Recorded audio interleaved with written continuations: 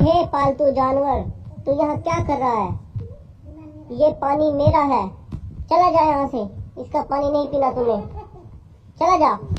पर लोबड़ी बहना, ये कुआं तो हमारा है, हम शुरू से इसमें पानी पीते आ रहे हैं। मुझे कुछ नहीं पता, ये पानी मेरा है, चले जाओ यहाँ से। अब किसी ने पानी नहीं पीना यहाँ पे। अच्छा लोमड़ी बहना, अगर पानी आपका है तो कुआं तो हमारा है ना। आप एक काम करिए, अपना पानी जल्दी हमारे कुएं से निकालो, नहीं तो हम इसका किराया लेंगे आपसे, 1 दिन का 100 टका। जल्दी निकाल लो अपना। नहीं दोस्त, मैं तो मजाक कर रहा था, आप तो सीरियस ही ले गए।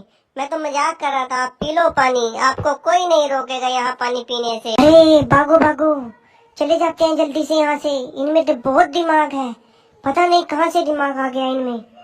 हा हा हा हा, वाह दीदी वाह, क्या जवाब दिया आपने। अब हमें कोई परेशान नहीं करेगा, अब हम जब मर्जी कुएं में से पानी पी सकते हैं।